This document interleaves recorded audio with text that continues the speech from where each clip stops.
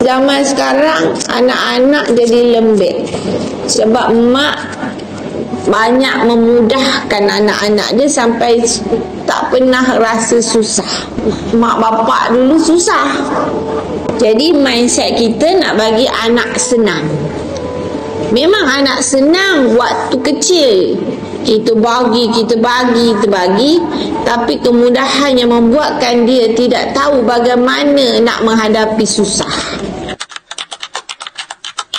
Assalamualaikum dan salam sejahtera. Dokumentari kami akan membincangkan tentang sikap ibu bapa yang terlalu obses dan memanjakan anak serta bagaimana ia boleh memberi kesan negatif kepada peribadi dan masa depan anak-anak.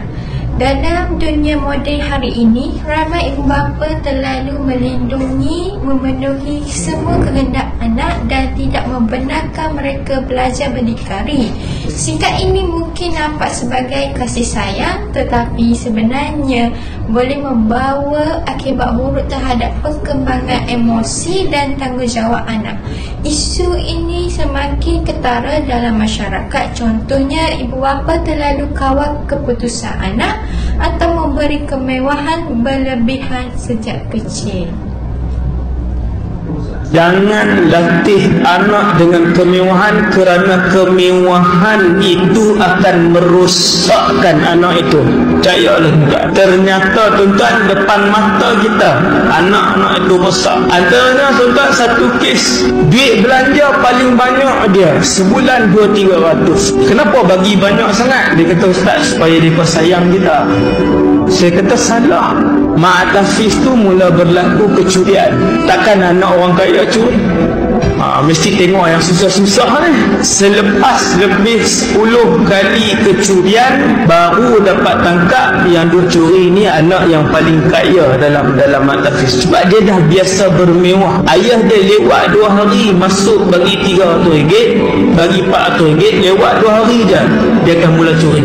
Dan ada juga yang kita kenal kaya, ibu ayah dia berpendapatan tinggi, tapi dia bagi duit belanja tuan-tuan lebih rendah daripada orang lain lagi. Orang lain bagi seminggu 50, dia bagi 30. Saya kata kedekunya, kedeku pula dah sikit sangat. Antara punca utama sikap ini ialah kasih sayang yang berlebihan. Ibu bapa tidak mahu anak merasa susah atau kecewa.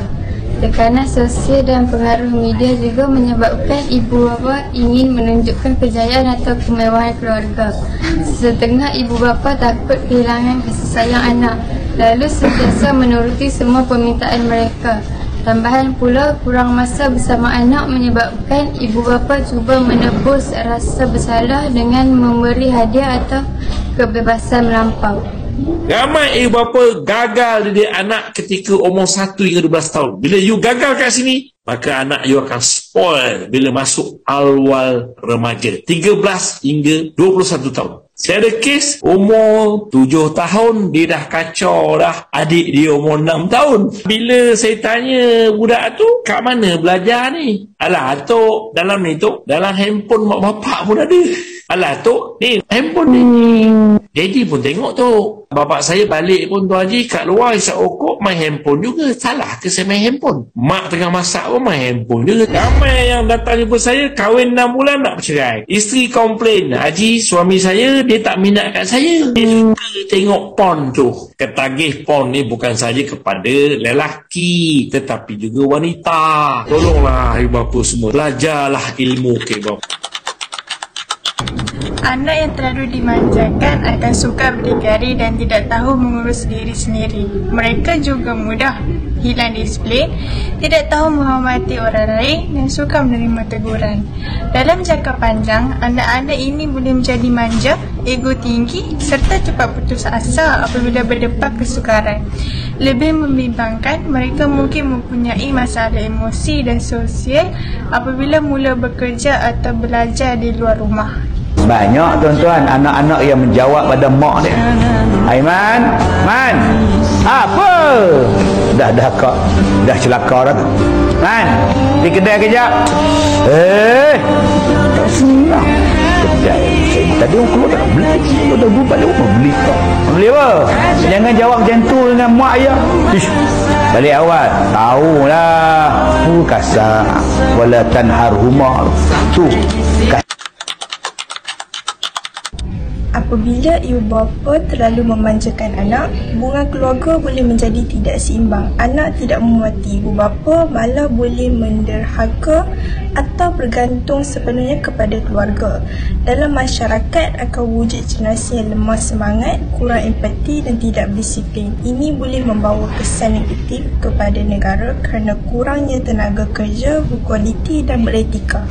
Banyak kita mengeluhkan sekarang, aduh Gen Z sekarang mentalnya mental jelek, mental kerupuk. Pas masuk dunia kerja, Gen Z gak punya mental. Dibentak sedikit, izin cuti healing. Dimarahin habis-habisan, besoknya pengunduran diri, resign. Banyak kita menyalahkan Gen Z. Tapi ingat, siapa yang mendidik Gen Z ini? Kita yang mendidiknya. Dulu kita generasi X dan Y dididik sama bapak kita yang mereka gak pegang HP. Jadilah kita sekarang. Masa kecil indah, diperhatiin, dimarahin, disuruh sholat, dapat petuah-petuah berharga dari orang tua kita. Beberapa teman saya itu begitu. Saya begini kenapa? Saya ingat banget kata ibu saya. Saya pegang terus kata ibu saya. Itu jadi prinsip hidup saya. Dia punya kenangan indah berupa petuah dari ibunya. Anak-anak sekarang di bawahnya lagi ada generasi Z, generasi Alpha, ada generasi Strawberry. Mereka seperti itu karena dibesarkan oleh kita yang sekarang pegang HP. Jadi jangan mengeluh dengan generasi muda yang mental kerupuk, mental macam-macam, karena mereka dibesarkan oleh kita-kita ini yang pegang HP semuanya. Sedangkan kita dibesarkan, dididik oleh orang tua kita yang nggak pegang HP.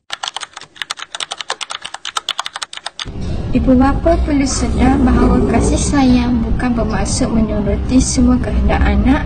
Didik anak dengan disiplin, tanggungjawab dan nilai bersyukur. Amalkan pendekatan kasih sayang berhemah, beri perhatian tapi tegas pada perkara penting. Galakkan anak membuat keputusan sendiri, berusaha dan belajar daripada kesilapan. Sekolah dan masyarakat juga perlu memainkan peranan dalam membentuk sasiah anak-anak.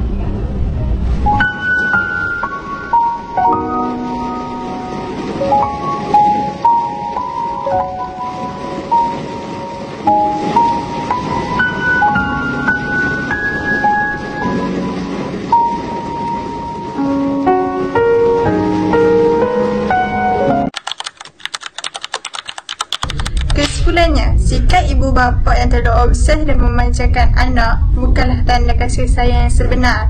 Ia boleh merosakkan akhlak, sikap dan masa depan anak-anak jika tidak dikawal. Dia tak belajar adab dengan akhlak lagi dah. Dia tak ikutlah pemikiran dia daripada awal sampai ujung. Budak-budak mereka tindih dengan benda-benda yang macam-macam benda nak kena buat. Sampai lah semua jadi kurang ajar. Tuan-tuan hari ni dalam hidup semua ada masalah. Tapi macam mana kita try atasi? Kita belajar tanya orang, kita belajar tanya. Macam mana kita boleh ada benda tu? Sebab kita belajar akhlak dengan adab dulu. Orang tua-tua ajar kita. Hang tak kerti, hang pergi tanya orang tua. Ibu bapa perlu menanam nilai tanggungjawab, berdikari dan hormat dalam diri anak sejak kecil. Suruh anak-anak kita yang buang sampah. Suruh anak-anak kita yang naruh piring ketika dia selesai makan. Biarkan dia itu hidup mandiri. Walaupun ada pembantu, tak ada masalah. Itu karena cinta orang tua. Banyak orang tua yang anaknya nggak pernah berbuat apa-apa di rumah. Makan, selesai. Suruh dia itu beli sesuatu. Gas. Suruh beli gas tip. Habis gasnya jangan nyuruh pembantu. Nak kau beli nak. Supaya anak-anak kita punya mental yang tangguh. Ketika orang tuanya meninggal, dia siap hidup mandiri. Jadikan pengajaran bahawa cinta tanpa batasan boleh membawa kerosakan. Sebab tu kita kalau ada anak, jangan tunjuk depan anak kita saya hok mana-mana. Ni perangai tak juru juga kita. Mak ko, nenek ko, Kalau anak comel hak tu lah duk gather ni anak cucu hamba hak duk ngaji duk KL lah berapa dia rambut belang-belang sikit comel-comel sikit juga ajak semacam wak kita gak gapo dia. Hak muka supaya kena sepak juga duduk mai rata ni supaya ayah kapu lagu tu tabu duduk lagu tu. Jangan tunjuk lagu tu. Kerana apa? Makruh. Hukum dia menunjuk ke kasih sayang. Sebab tu kalau nak beli hadiah, beli belaka. Makruh. Kita sayang anak tangan-tangankan, sayang isteri tinggal-tinggalkan. Sekian daripada saya. Terima kasih. Kalau mengajar adab pada anak-anak itu adalah sebaik-baik amalan, seburuk-buruk amalan mengabaikan mengajar adab kepada anak-anak. Orang tua yang tak ambil berat mengajar adab pada anak-anaknya, dia sudah derhaka kepada anak sebelum anak itu nanti akan derhaka kepada orang tua. Faham tak? Kadang-kadang orang tua, apa anak dibeli? Oh, apa saja dibagi. Minta mainan game bagi, minta basikal bagi, minta baju baru bagi, apa saja diminta dibagi.